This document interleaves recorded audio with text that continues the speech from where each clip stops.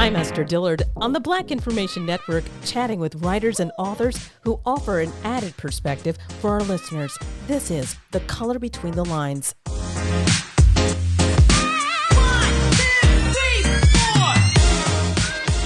In this edition of The Color Between the Lines, I'm speaking with Yolanda King. She is the granddaughter of Dr. Martin Luther King Jr. and Coretta Scott King. At just 15 years old, she has become a trailblazer in her own right. She's actually written a book called We Dream a World, and it gives readers a vision of a world for a new generation. Welcome, Ms. King, to the BIN. Thank you for having me. I thank you for joining me because I remember seeing you on television back in 2018, giving a speech for the March for Our Lives rally, and I was like super impressed. You were just 10 years old when you gave that speech in front of all those people. And according to your book, which I have right here, um, you were asked to do that like at the last minute. And were you intimidated at all? And how did you come up with some of the things that you said? Well, that is correct. I was very, I did learn that I would be speaking very last minute, the morning of, actually. And we were already going to be there to support the march because, again, which I'm sure we'll talk about some point in the interview, because of the work my parents continue to do, which my grandparents began, I always was exposed to these things, and I would always go to rallies and events, and I would get to see up close what my parents did. And so we were going as another opportunity to support a movement and I guess another learning experience for me. But I didn't know that I would be that I would be addressing the whole nation and I guess in some cases the world about gun violence. And so I remember that morning when I was told that I would be speaking, my mom was like, okay, you're going to be speaking. Do you know what you would like to say? You need to really prepare a few words, and if you want, I can help you. And then I told her, I was like, I think I know what I'm going to say. And so as I'm getting ready that day, I explained to her, or I delivered to her what I was going to say, and you can hear, and she talks about this quite often, but a few hours later, that's exactly what I said and addressed to the country. And so I guess the words kind of came to me and I kind of said it by heart. And I just remember that whole day rehearsing that, those few words that I said that day and the excerpt that I decided to say and what I was going to address. And I remember when I first went on, and even backstage, as I was waiting my turn, I saw a sea of people. I remember seeing so many people, you couldn't even see the cutoff. Like it was just people. It was just like a bunch of people, and then it went to the back, and you couldn't see where they cut off. So I had no idea. I didn't know that there were 800,000 people there. I mean, I knew it was a lot of people, but I was like, oh my goodness. Like I thought, oh, it's gonna be like. Because I had already done a few speeches, and that's already scary. It's already scary enough to speak in front of people in general, but I didn't know there were going to be, later on they told me the number, and I thought, oh, okay, like I'm gonna be speaking, and of course, because of human nature, I was horrified, but I didn't know that. I thought I was gonna be like, oh, like 200 people. I guess in my 9-year-old mind, that's what I thought, and I didn't but I remember going on, I was absolutely horrified. I was, what am I doing? And I think whenever you give a speech, because it shows how much you really care. If you aren't like, if you go into the stage and you're not like, what am I doing? And you want to just run back down the stairs or backstage, then there's something wrong. I think that it's really healthy to have that nervousness, to be that nervous. So yes, I was absolutely, I always tell people, I was absolutely horrified. Well, I felt after reading this book that was probably the moment that inspired this book. If not, was that the moment that inspired this book? Or Well, I no? guess that's Was it when something things else? begin.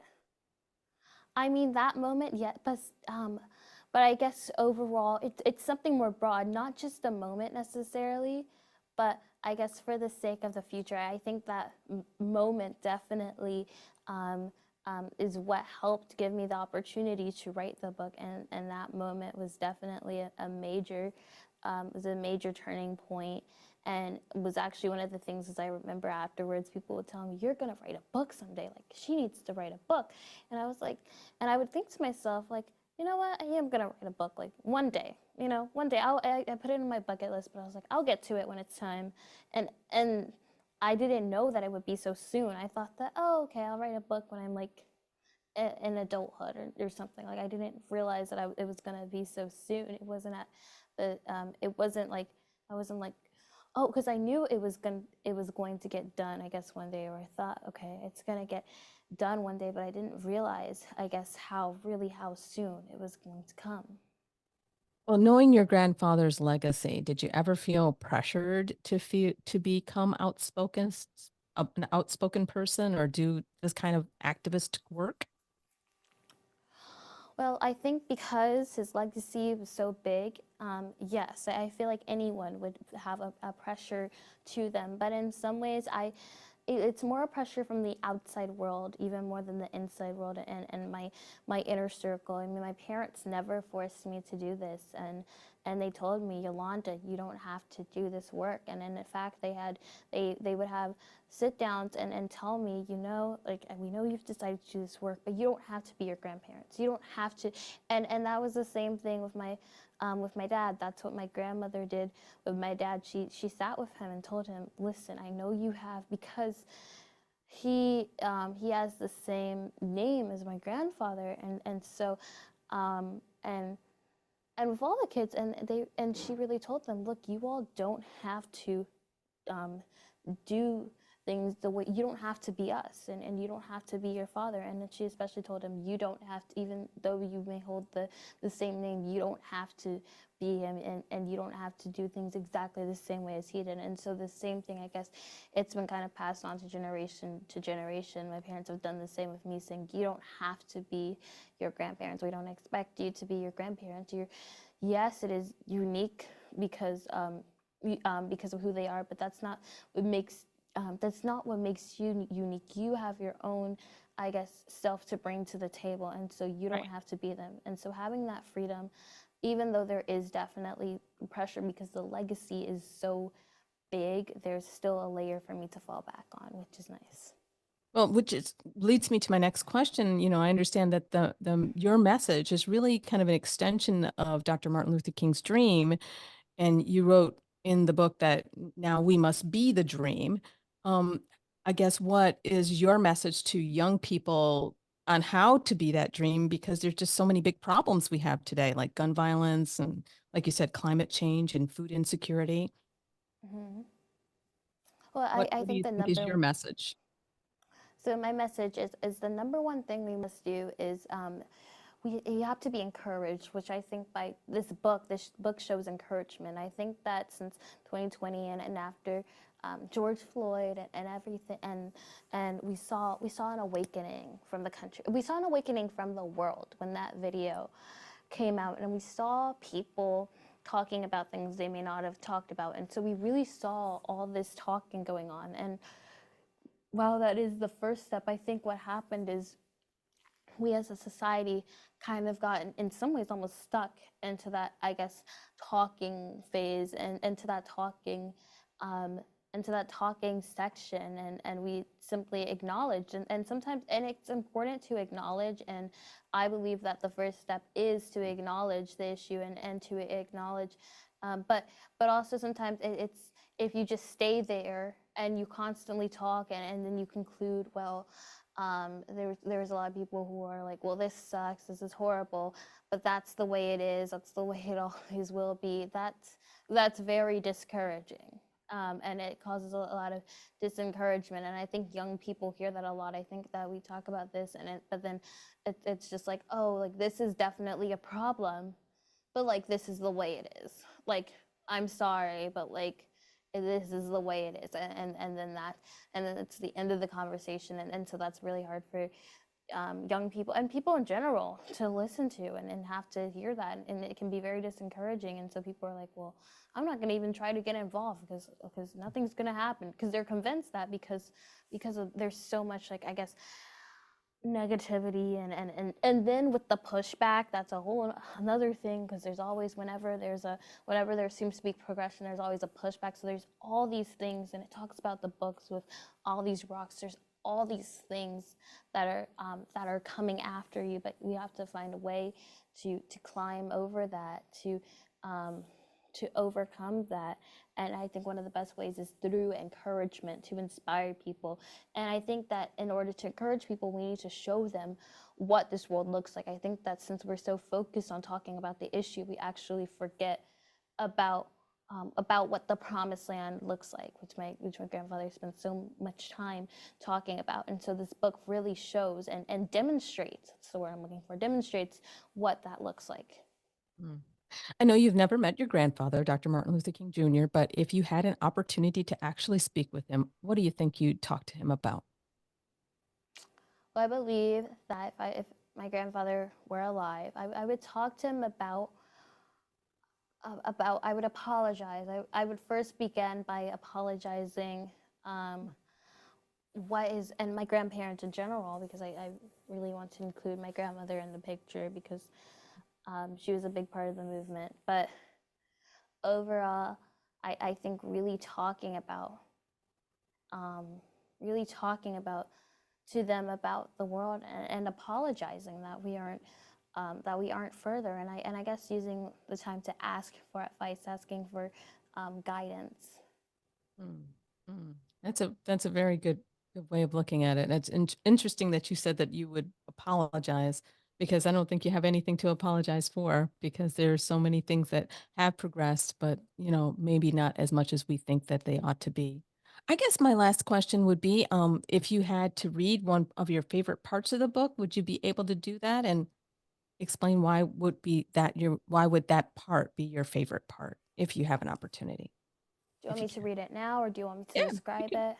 Well, you could describe it, or you could just read a short passage, either one. If it's easier for you to just remember it and give us what is one of the favorite parts of the book, and why is that your favorite part? Right. Well, I think the book, I mean, in some parts it almost reads like a speech, and it's kind of a part where there's the climax where it's "We dream a world," and it specifically lists the things, and it's like the climax of the books of what exactly we dream, and what that looks like. Like, we dream a world where, and it goes on multiple times, and it covers throughout that the issues of I guess, violence, racism, bullying, discrimination, a clean environment, homelessness, and poverty, and food security, and all of that is, I guess, kind of covered in that section of the climax. And I think that's important, because it actually describes because people are like, well, what does a world with racism look like, or with, not world with, excuse me, world without, because clearly we have a world with plenty of racism. I think everyone knows what that looks like. But a world without racism, or what is a world without I guess, harm look like? And it's no, there's a part that's like no violence spoken here, and so a place where there is no violence spoken, and so it goes into like specific ways that of what that looks like. And so I think that that's one of the most important parts of the books when we're talking about, well, what does this world look like, and how does this describe the world? Well, that part, I think that specific section really describes the world, and then you see these images of what that looks like, and you see the images of children working together in a beautiful, I guess, colorful space with a rainbow. 'Cause sometimes it seems like when there's discouragement, through words and stuff, it seems like the world is extra gloomy. But in this world, it's bright and colorful and beautiful, and even there's one page where it goes on to and it talks about everyone having a home, and the environment, and that page is green, and you see this beautiful, even though it's really only one color, it's this beautiful rich green that, like, and it's just like a beautiful garden. And so using those colors as well, and using color to help tell the story, I think is really important and really and is really, it's one of my favorite parts. And as for like an actual artwork piece, I think at the one at the end where it talks about the gold glistening baton that we need to, there's a picture, and in the, well, of course there's a picture, it's a picture book, but in this specific image, there's a girl, and she's standing on top of the earth, and then you see all these planets in a beautiful like galaxy sky, I guess, surrounding the girl and the earth and the planets, and then that's a really one of my favorite images and parts of the book. Well, I have been inspired, and I hope that our listeners are inspired because you are an inspiration. That is Yolanda King. Thank you so much for joining us on the BIN. Thank you. Well, and the book is, oh, great. And this book is called We Dream a World. I'm Esther Dillard on the Black Information Network.